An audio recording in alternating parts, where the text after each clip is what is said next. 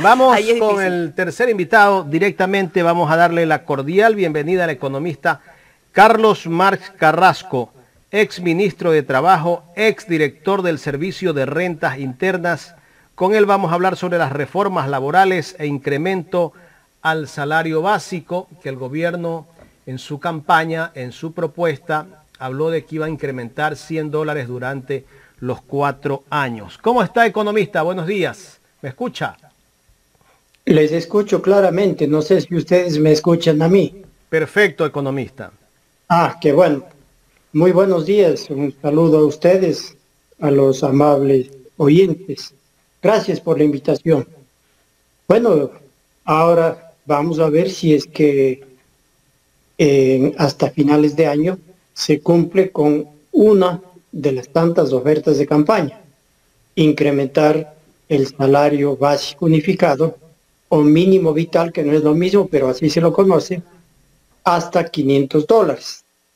Esto tiene que ver y estaría en manos del Consejo Nacional del Trabajo y Salarios, y si es que dicho consejo no lo puede hacer, quedaría en manos del ministro de Trabajo.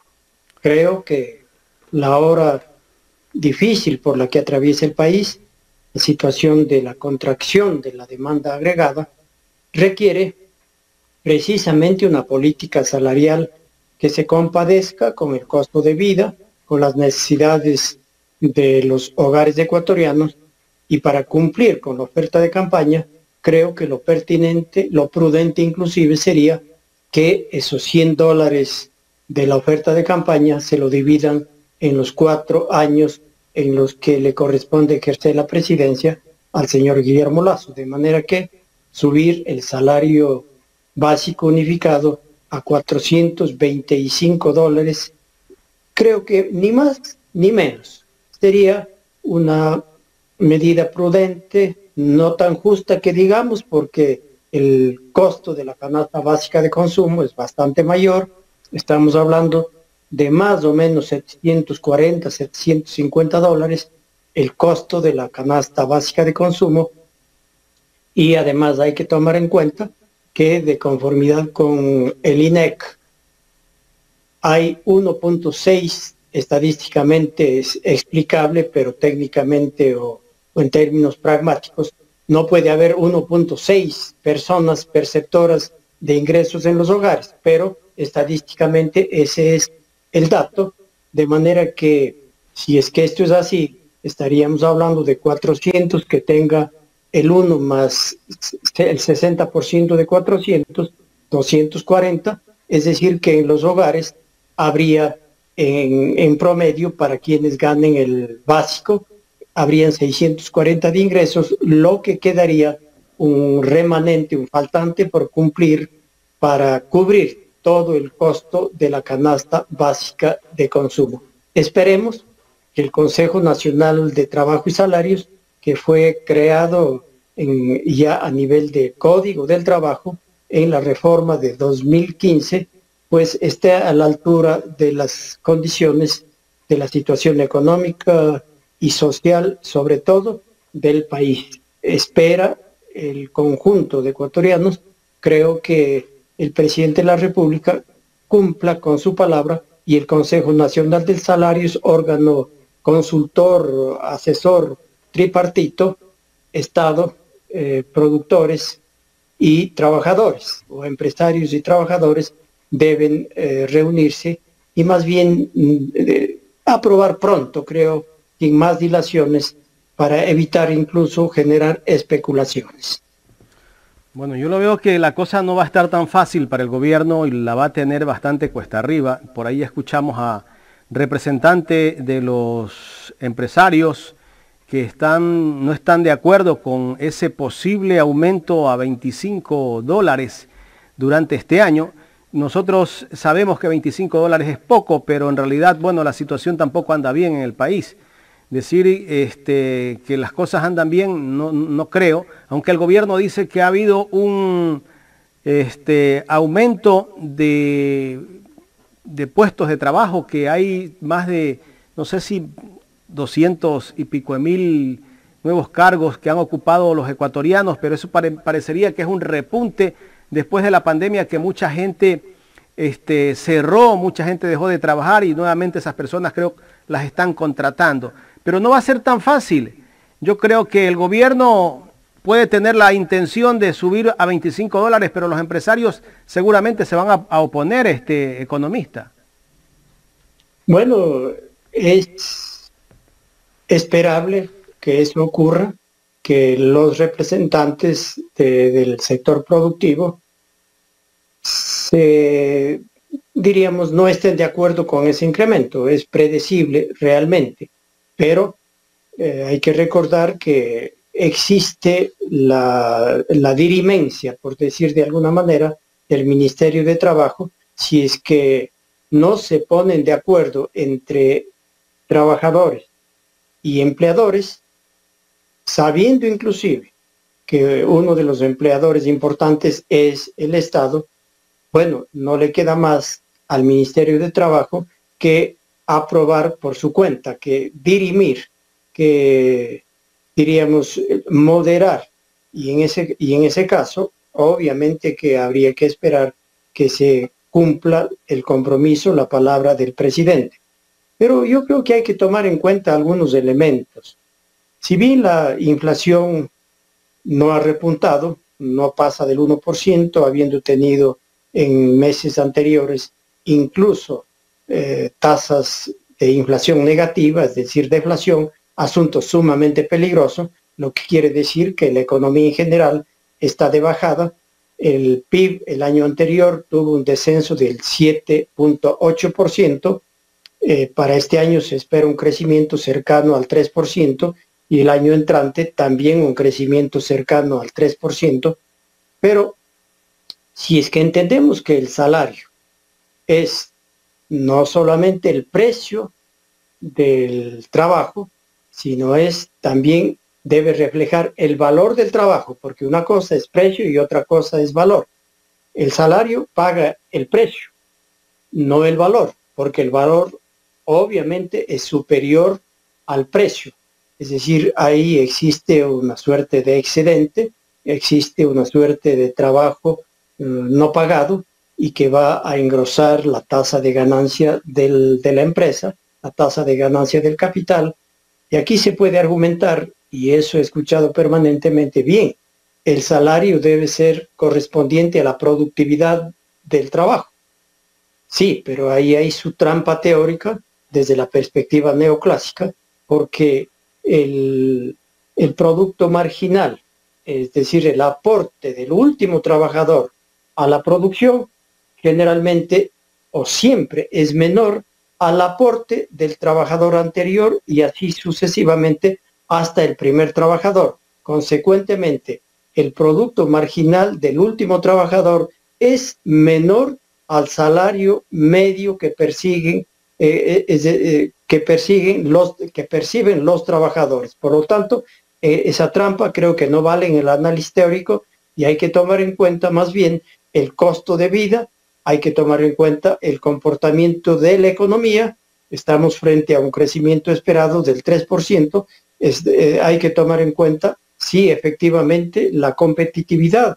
Ecuador tiene un salario de 400, Uruguay y Chile tienen 423 y $441 de salario mínimo, pero tenemos a Bolivia, Colombia, Perú, Argentina, México, Brasil, etcétera, que tienen salarios significativamente menores al ecuatoriano, pero eso en función de que Ecuador es una economía dolarizada. Y aquí hay que tomar en cuenta el poder de paridad de compra, es decir, el poder adquisitivo de los salarios a efecto de medir si es que el salario es o no capaz de cubrir la canasta básica de consumo. Y en ese caso, yo creo que al incrementar los $25 se estaría cumpliendo con los trabajadores, se estaría cumpliendo con la palabra del presidente de la República y, por supuesto, en términos empíricos, la teoría lo dice, hay que incrementar la capacidad adquisitiva de la población, hay que generar un impulso a la demanda agregada a fin de que se genere precisamente la demanda efectiva y la empresa pueda echar a caminar el aparato productivo y se genera un círculo virtuoso entre incremento salarial, incremento de la demanda agregada, incremento de la demanda efectiva, incremento de la producción, incremento del empleo. Y si es que respecto al empleo se han generado en estos últimos 2-3 meses por el orden de los 271,000 trabajadores, como han dicho oficialmente las autoridades, en buena hora, sin necesidad de reformar el Código de Trabajo, en poco tiempo ha habido un incremento importante. Pues que si así llueve, que no escampe. Pues si es que con eso se han generado 271,000 puestos de trabajo en condiciones dignas, bueno, hay no más que continuar con la misma política y no veo la razón para generar un código de trabajo paralelo que además sería inconstitucional. Primero, porque los derechos de los trabajadores son irrenunciables y los derechos que son de carácter progresivo no se los pueden volver atrás. No se lo pueden, sino más bien los derechos tienen que avanzar y jamás retroceder. Y por supuesto, sería inaudito, sería casi para Ripley pretender que existan dos conjuntos o dos cuerpos legales, el Código del Trabajo y la Ley de Oportunidades, el uno que regule las relaciones laborales para los trabajadores que ya están y el otro para los trabajadores que entran. Eso sería absurdo y rompería la Constitución porque a igual trabajo, igual remuneración y además la Constitución manda la igualdad ante la ley. No puede haber para el trabajador A la ley 1 y para el trabajador B la ley 2. Eso sería realmente digno de Ripley. Esperemos que no ocurra y que la reforma esperada vaya por otro lado, siempre pensando en el bienestar colectivo. Economista Carlos Marx, gracias por aceptar esta invitación en Ecuador en directo. Efectivamente, estábamos en una discusión semanas y meses atrás con esta ley de oportunidades, que había un choque ahí en función de vulneración de derechos de los trabajadores. Pero ¿cómo entonces flexibilizar la contratación laboral? Porque hablamos también de que esto es parte de un incentivo para que se pueda hacer más efectiva la contratación laboral. ¿Cuál sería un mecanismo alternativo que no perjudique esos derechos básicos que tiene todo trabajador? Bueno, el propio Código del Trabajo y el Código Orgánico de la Producción ya contemplan alternativas para abordar esta problemática. Hay posibilidades de, vía acuerdo ministerial, regular relaciones de trabajo específicas. Existe, y de hecho, al amparo de esa norma, se han regulado determinadas relaciones de trabajo sectoriales y la política de trabajo y, por supuesto, los salarios. Solo que aquí hay una dificultad, entiendo, para el sector empleador, más no para los trabajadores. No están de acuerdo en pagar el adicional, que si no recuerdo mal es del 35% para contratar bajo la modalidad de trabajo específico. Por lo tanto, hay que echarle una mirada al COPSI y en general al propio Código de Trabajo. Pero no puede ser posible que siempre que se habla de dificultades macroeconómicas, sean los trabajadores los que paguen la cuenta. No está bien. Así como se compara con salarios de otros países que son, sí, efectivamente menores, también podríamos comparar con salarios de otros países, todos los países europeos, por señalar un caso, todos, o los de Estados Unidos o Canadá, y decir, bueno, ¿cómo es que Europa, los países europeos son competitivos con salarios 3, 4, 5, 6 veces más los salarios de Ecuador? Y sabiendo además que el costo del trabajo, el peso de la nómina, el peso del rol de pagos en el costo total de producción es diferencial ciertamente, pero en general no es tan alto como parece. Puede estar en promedio, quizá en no más de un 8 a 10% del costo total de producción. Si a ese 8 o 10% se le incrementa, por ejemplo, el 25%, sería apenas un poco más del 6%. Si al 10% le subo el 6%, tendríamos que el costo total de producción subiría aproximadamente el 0,6.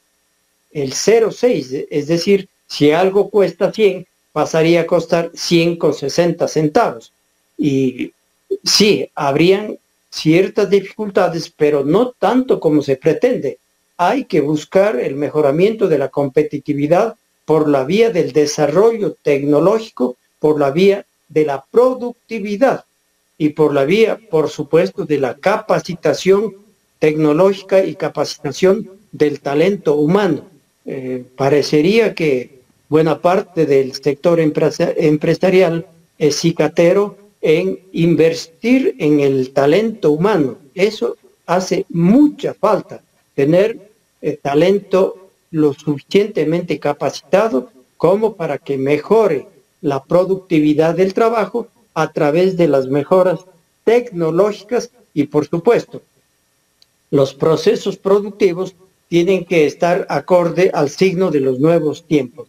La tecnología en parte explica lo que está ocurriendo y los propios salarios bajos también, porque el momento en que comiencen a mejorarse ostensiblemente los salarios, aumentará la capacidad de compra de la población y de hecho generará aquel círculo virtuoso. Ya es hora de dejar de pensar que solamente en los momentos difíciles el trabajador tiene que pagar la factura.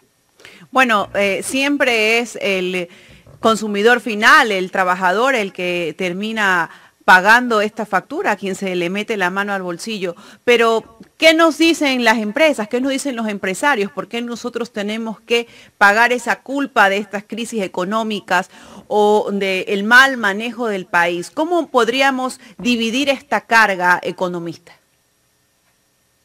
Bueno, en cuanto a mal manejo, hay malos manejos macroeconómicos y hay malos manejos microeconómicos también. A la macroeconomía le corresponde generar las condiciones adecuadas, el ambiente propicio para que se canalice y se lleve adelante la inversión. Ese es el papel de la macroeconomía, además de dinamizar el desarrollo de las empresas, el desarrollo productivo en general, generar el ambiente macroeconómico. Eso es lo que tiene que hacer el Estado, dar seguridad jurídica, etcétera, pero a la empresa le corresponde generar el ambiente microeconómico, tener una función de producción acorde con la competitividad que demanda los nuevos tiempos, no solamente afincar su competitividad en la productividad del trabajo y en salarios bajos. No puede ser eso. Hay también que pensar en la necesidad de nuevos modelos organizacionales que permitan precisamente el incremento de la productividad, mejoría de calidad, la apertura hacia otros mercados, por supuesto que sí, pero aquí no es cuestión de que la macroeconomía le está afectando a la microeconomía, porque yo podría decir también que la microeconomía le está afectando a la macroeconomía. Y es hora, inclusive, de llegar a un acuerdo, a un pacto social que defina, bueno, ¿cuál mismo es el Estado que queremos? La pandemia nos ha dado una gran lección, quizá la más importante de todas, que el Estado, a quien se lo hacía caras y muecas y fieros, perdón la expresión, ha sido tan necesario. ¿Qué habría pasado sin el Estado si es que sobreviniera la pandemia? El Estado, por fin, algunos ultraliberales, enemigos del Estado, han llegado ya al acuerdo. El Estado es indispensable. ¿Indispensable para qué? Para garantizar seguridad, para garantizar salud, para garantizar educación, para direccionar cuando es necesaria el movimiento económico, para ir atenuando las distorsiones sociales, económicas y geográficas, es decir, para atenuar y ojalá corregir las desigualdades y las injusticias. Para eso sirve el Estado, papel que el mercado jamás lo ha hecho, no lo puede hacer ni lo hará.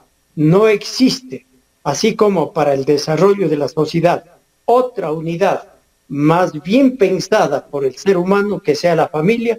Asimismo, en términos políticos y en términos de la organización de la sociedad y de la búsqueda del afianzamiento de la vida, de una vida cohesionada, de una vida pacífica, esa organización se llama Estado. El Estado cumple un papel fundamental para garantizar buena calidad de vida, no a un grupo, sino a todos. Y ese es el reto de ayer, de hoy y de mañana. Economista, voy a tocarle otro tema. Usted fue director del Servicio de Rentas Internas. En el gobierno anterior se hizo una remisión tributaria que, si no me equivoco, bordeaba los 4.000 millones de dólares. Esa condonación o esa remisión, un término un poco rebuscado que le buscó el gobierno de Lenín Moreno, era parte de recursos que debían empresarios de impuestos o eran multas. La mayor parte de todo ese monto que no es en la cantidad que usted señala, porque quienes se acogieron a la remisión finalmente fueron un total de cientos de miles de empresas, pero de aquellos importaban unos 20 o 30 pertenecientes a los grupos económicos, unos 1.300 millones de dólares más o menos era el total de la remisión, por concepto de intereses, recargos y multas. La mayor parte, intereses. La mayor parte. Ahora, eran de deudas tanto firmes cuanto de deudas que estaban en fase o en sede judicial. Estaban siendo impugnadas. En general, a pesar de que el gobierno del presidente Correa también aplicó una remisión tributaria, yo creo que las remisiones no son buenas. Definitivamente, reconozco, a pesar, digo, que se aplicó una remisión, no son buenas. Al menos si es que se dan con periodicidad tan cercana. A cada rato remisiones tributarias genera un problema serio que se llama riesgo moral. Los contribuyentes dicen, mejor evado. Puede ser que no me detecten, pero si me detectan, espero la remisión tributaria. Y al cabo de 5, 6, 8, 10 años, me acojo a la remisión tributaria y el $1.000.000 que debía pagar hace 10 años, pago hoy sin recargos, ni multas, ni intereses. Más ocurre que el $1.000.000 de hace 10 años es bastante mayor que al $1.000.000 de hoy al cabo de 10 años. Es decir, que se daría para el contribuyente que evadió una suerte de uso gratuito de dinero que le corresponde al Estado, es decir, a la sociedad. Debería haber definitivamente, creo yo, elevar a categoría constitucional la prohibición de remisiones tributarias.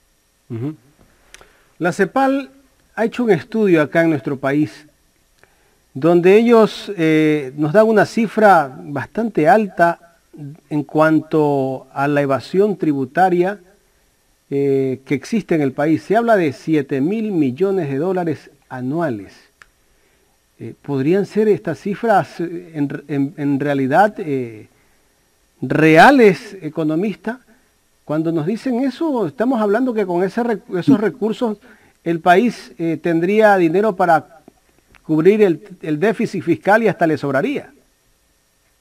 Yo recuerdo cuando iniciamos nuestra gestión en el SRI, allá por enero de 2007, encontramos que se había hecho un estudio respecto a la evasión tributaria en el SRI con apoyo, si mal no recuerdo, del BID, y se encontró que la evasión al año 2006 habría sido del orden del 60% en impuesto a la renta y del 40% en impuesto al valor agregado.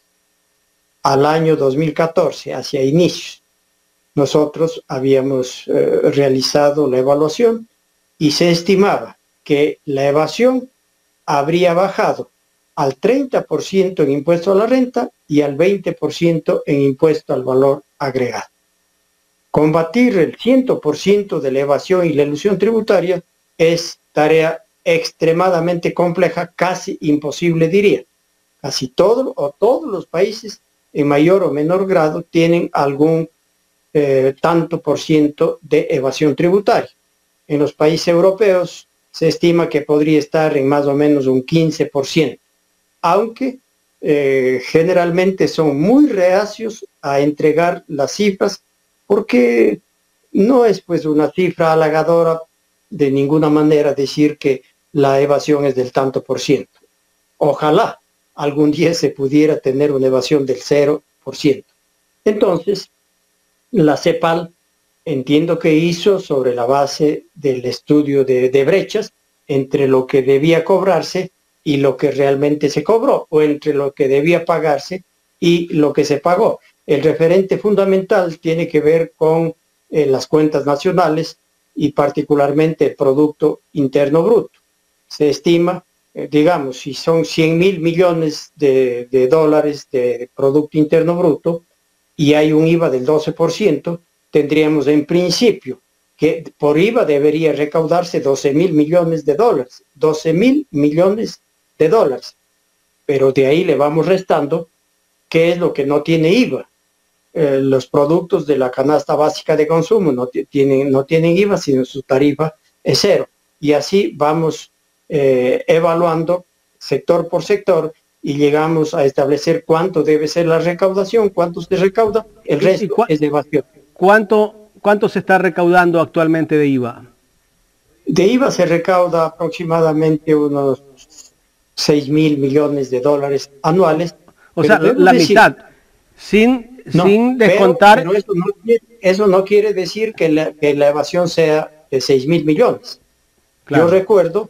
Yo recuerdo el BID hizo un estudio en el que llegó a la conclusión que Ecuador estaba el primero o el segundo puesto en el ranking de eficiencia recaudatoria de IVA. Ecuador era el país, al menos yo respondo por la administración mía, y creo que no habría cambiado en el tiempo, la mejor recaudación de IVA. En renta, la evasión probablemente sea mayor. Nosotros habíamos bajado la evasión de renta al 30% y de IVA al 20%, pero hay que tomar en cuenta que la informalidad también es una válvula de escape tributario bastante fuerte. Los informales no facturan, no pagan IVA, no pagan renta, y la participación de la informalidad en la economía es importante. No sé por el momento cuál sea el peso, y entiendo que la CEPAL habría tomado en cuenta ese elemento o no lo tomó en cuenta. Pero lo que debe preocupar, sí, es la evasión y elusión de todos, pero la mayor preocupación para la administración tributaria debe ser aquella evasión diríamos, de corbata, la evasión de los grupos económicos, la evasión de las grandes empresas. Esa es la que más debe preocupar, porque puede ser que haya 1 millón de contribuyentes que no pagan $10. Se habría evadido 10 millones de dólares en ese millón, o 100 millones si es que la evasión es de $100 para ese millón de contribuyentes. No digo que no se deba cobrar, por supuesto que sí, pero puede ser que un solo contribuyente evada más de los 100 millones de dólares, uno solo. Consecuentemente, la administración tributaria debe ser de carácter enfrentar o afrontar el riesgo, pero discriminadamente en términos de los riesgos. Hay que segmentar a los contribuyentes y buscar precisamente la recuperación de lo que le corresponde al Estado, es decir, a la sociedad. Y en buena hora, nosotros tuvimos la dirección de grandes contribuyentes. Ahora el SRI ha creado la unidad o la Dirección Nacional de Grandes Contribuyentes sobre la base de lo que nosotros tuvimos ya grandes contribuyentes, y me parece una alternativa importante porque hay que preocuparse mucho más de aquellos que están con ganas de evadir o aquellos que ya han decidido evadir, porque se segmenta en 4 grupos: los que pagan voluntariamente sin chistar siquiera, los que quieren pagar pero tienen dificultades para hacerlo, los que quieren evadir y los que evaden. Los que quieren evadir, una luz amarilla; los que evaden, semáforo rojo. A los que quieren pagar pero tienen dificultades hay que ayudarle, y obviamente al que paga voluntariamente hay que invitarle un café y decir: eso hay que hacer por la patria, porque la tributación correcta, adecuada, justa, oportuna, le hace muy bien al país. Economista, quiero agradecerle por haber aceptado este diálogo aquí en Ecuador en Directo y vamos a seguirlo contactando para hablar de otros temas. Por supuesto, encantado con estar con ustedes, a las órdenes. Que tengan un excelente día. Muchas gracias. Bueno, ahí nos dio una amplia explicación sobre este tema de los tributos, ¿no? Y el tema laboral también. Laboral, ¿no? Una amplia explicación de cuál es el manejo, el procedimiento que se da y bueno, el incentivo que provocaría también a la adquisición de bienes, valores, servicios, el incremento salarial, de lo que justamente hablaba el economista Carlos Marx Carrasco, exministro de Trabajo.